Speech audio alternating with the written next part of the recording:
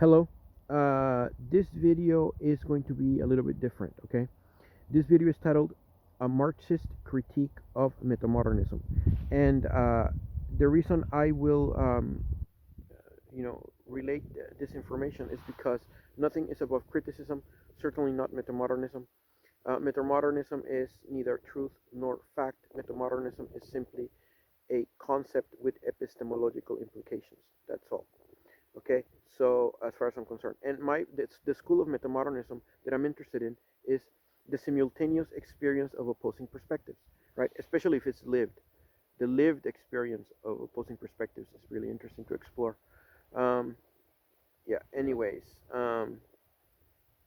what I'm going to do in this video is I am simply going to read verbatim, paragraph by paragraph, a critique of metamodernism uh, uh, sent to me by a person called NH, right?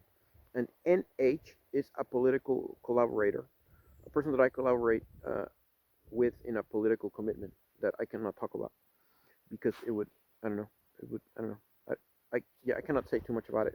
I can only say that he and I collaborate in a political commitment of a certain kind, right? Anyways, he was nice enough to give me, yeah, he is a Marxist, a Trotskyist, but he was nice enough to give me back in August of 2021 a critique of Marxist critique of metamodernism, right? So I'm just gonna read verbatim, um, chapter, like verbatim, paragraph by paragraph, what he wrote. I'm not gonna make any sort of editorial comment or reply in any way. I want what he said just to be communicated. And after I finish reading what he said, I'll end the video there. Okay.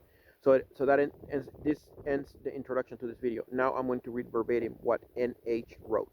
Okay. This is a Marxist critique of metamodernism. Okay. Okay. Metamodernism, a Marxist reply. Postmodernism is not out. You say that postmodernism is out since 2011 and has been replaced by post-postmodernism, that it that this constitutes a completely different and new set of ideas. I don't think this is true.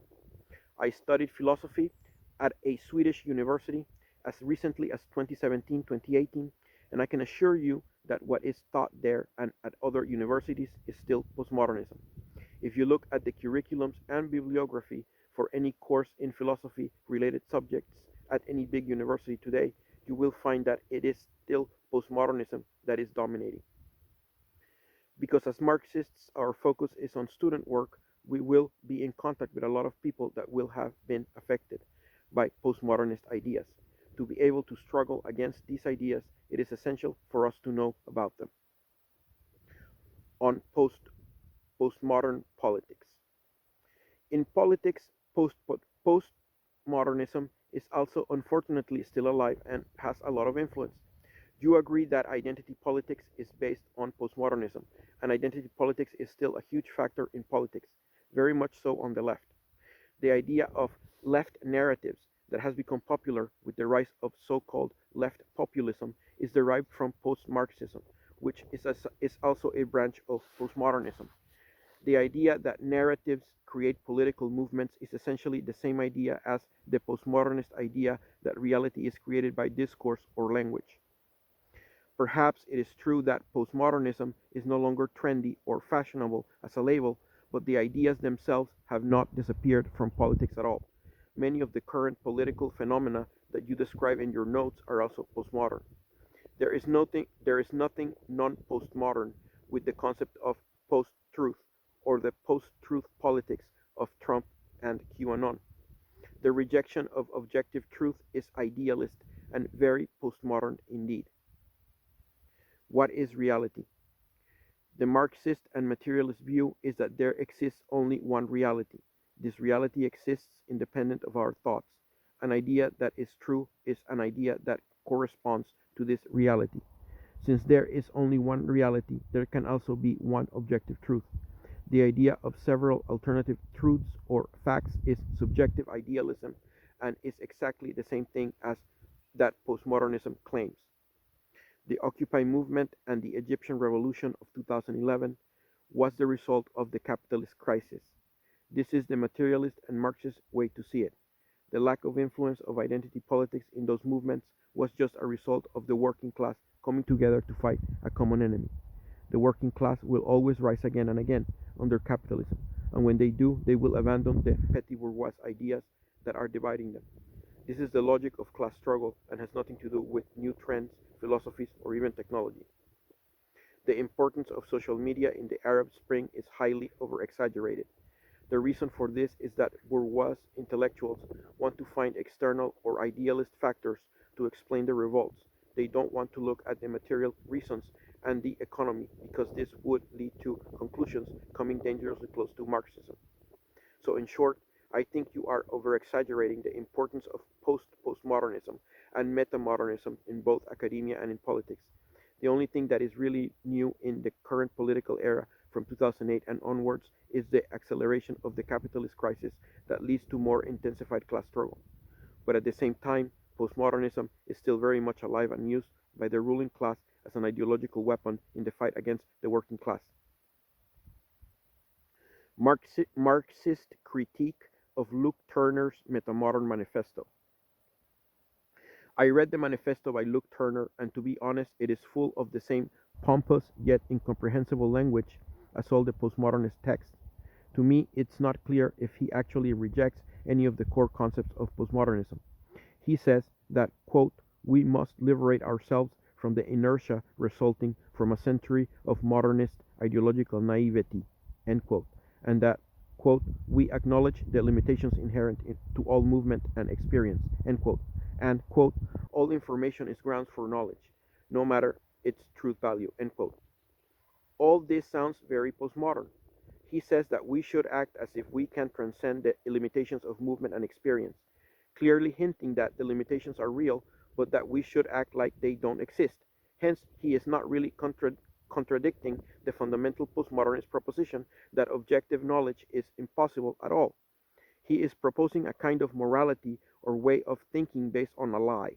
According to him, and according to postmodernism, we can't know if objective truth and progress really exist, but if we pretend that it does, this would make our existence richer and help to unfold the world. This again is a very idealist and postmodernist approach to reality. Essentially, what he's saying is that we can change or even create reality by changing the way we think about it. Thus, quote, thus, and this is a quote from Luke Turner's manifesto, quote, thus metamodernism shall be defined as the mercurial condition between and beyond irony and sincerity, naivety and knowingness, relativism and truth, optimism and doubt, in pursuit of a plurality of disparate and elusive horizons, end quote. To me, this is just meaningless chatter, very much like postmodernism. The Marxist war on postmodernism. The capitalist crisis results in people looking for a way out of this system. They will start to look for ideas that can give them solutions. This also leads to criticism of postmodernism. This is true. But postmodernism has not been replaced by something different and is not out. The war against postmodernism has only just begun. Conclusion.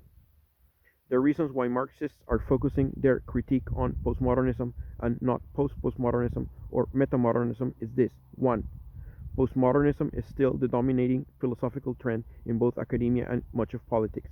2. Postmodernism is not really a thing.